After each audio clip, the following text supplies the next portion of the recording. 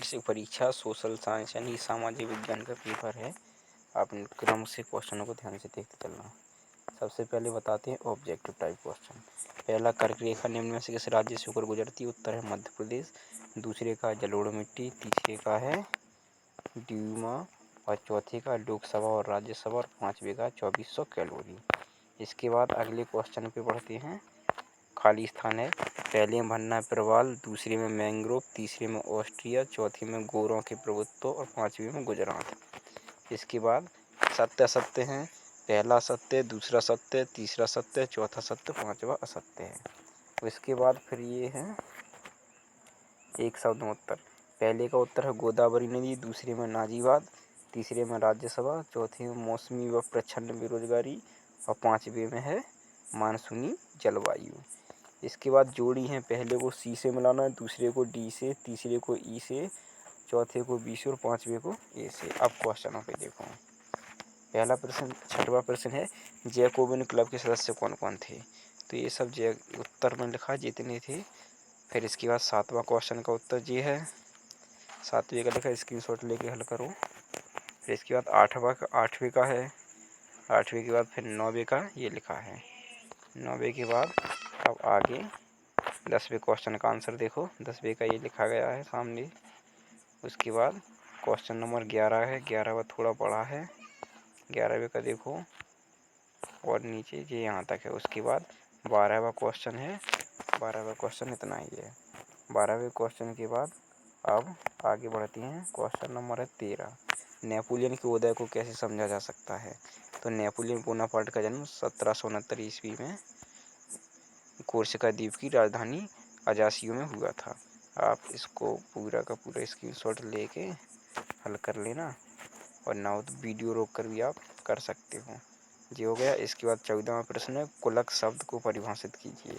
तो कुलक शब्द का परिभाषित इतना है समूहीकरण। इसके बाद और आगे भी है, तो आगे ये यहाँ पे लिख दिया है, ये लिखा गया सबसे ऊपर देखेंगे आप। इसके बाद क्वेश्चन नंबर 15 है सदाबहार वन एवं पतझड़ वन में अंतर लिखिए। तो ये अंतर लिखा है, आप फटाफट स्क्रीनशॉट लेके इनको हल करते जाना। ये अंतर लिखा है और भी नीचे लिखा है। ये 4 पॉइंट हमने इसके अंतर के लिखे हैं। इसके बाद फिर अगला क्वेश्चन है 16वां, न्यूरेमबर्ग नागरिकता अधिकार क्या था? इसमें कुछ छूटा तो नहीं था? नहीं छूटा। तो ये न्यूरेमबर्ग अधिकार नागरिकता अधिकार के अनुसार ये इसके कुछ पॉइंट थे, तो वो पॉइंट लिखे गए हैं क्रम से। ये 4 पॉइंट हमने लिखे हैं।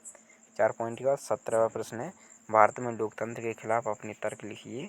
तो लोकतंत्र के खिलाफ मुख्य रूप से ये 3 तर्क जो आप दिखाई दे रहे हैं और एक और तर्क नीचे लिखा है। ये तीनों ही तर्क हैं। 3 अंक का क्वेश्चन इसलिए इसमें 3 तर्क ही पूछे गए हैं, तो 3 ही तर्क हमने लिखे हैं। इसके बाद ये चौथा तर्क एक और लिखा है। यदि 3 नंबर का तो 3 नंबर में लिखेगा, 4 नंबर का तो 4 पॉइंट लिख देना। फिर है चुनाव की जरूरत क्यों है, वर्णन कीजिए। तो हमने इसका उत्तर ये लिखा है।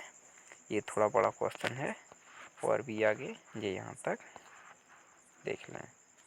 इसके बाद अब आगे प्रश्न देखें।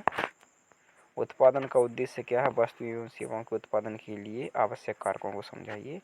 तो ये हमने उत्तर लिखा है, देखते जाएं। श्रम, संगठन, भौतिक पूंजी, ये सभी इसके उत्तर के अंतर्गत आएंगे। और श्रम, भूमि की परिभाषा लिख दी, श्रम की, संगठन की और पूंजी, ये चारों की परिभाषा लिख दी। ये क्वेश्चन हल हो गया। अब अगले क्वेश्चन पर ध्यान दो। अगला क्वेश्चन है शिक्षित बेरोजगारी भारत के लिए एक विशेष समस्या क्यों है? तो शिक्षित बेरोजगारी भारत के लिए एक समस्या है। इस पे हमने इतना कुछ लिखा है, आप पूरा का पूरा देख के यहाँ से लिख लें।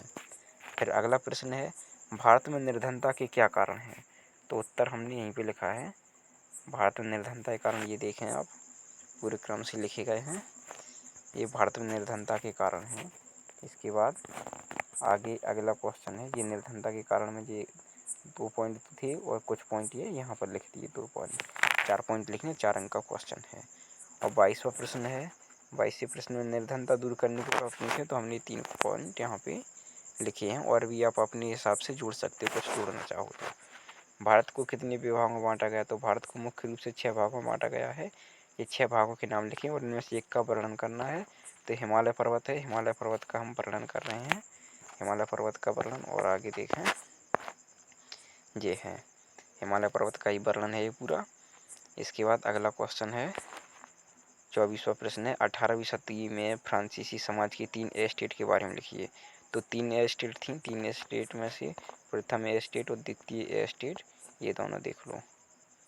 और भी आगे है प्रथम एस्टेट, द्वितीय एस्टेट, और ये लास्ट में तीसरे नंबर की एस्टेट थी, इसमें थोड़े ये हो गया, तीसरी एस्टेट हो गई। अब इसके बाद 25वां क्वेश्चन है, बोल सेवकों ने अक्टूबर क्रांति के फौरन बाद कौन कौन से परिवर्तन किए।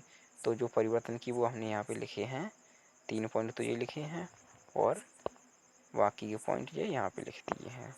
मतलब बड़ा क्वेश्चन है तो आपको थोड़ा ज़्यादा लिखना पड़ेगा। इसके बाद ये क्वेश्चन नंबर 26 है, इसको यदि आप चाहो तो इसे बड़े करके देख सकते हो। ये यहाँ पे 3 पॉइंट ये हो गए, लोकतंत्र की विशेषताएं बतानी है, अथवा का है 26 का, और 2 विशेषताएं ये यहाँ पे और लिखती हैं, तो टोटल मिला के 5 विशेषताएं हुई। अब इन विशेषताओं करने के बाद आप पूरा पेपर हल कर लेना। यदि कुछ भी समस्या हो रही तो आप कमेंट बॉक्स में लिख कर पूछ सकते हैं, और हमारे चैनल को लाइक, शेयर और सब्सक्राइब जरूर कर लेना।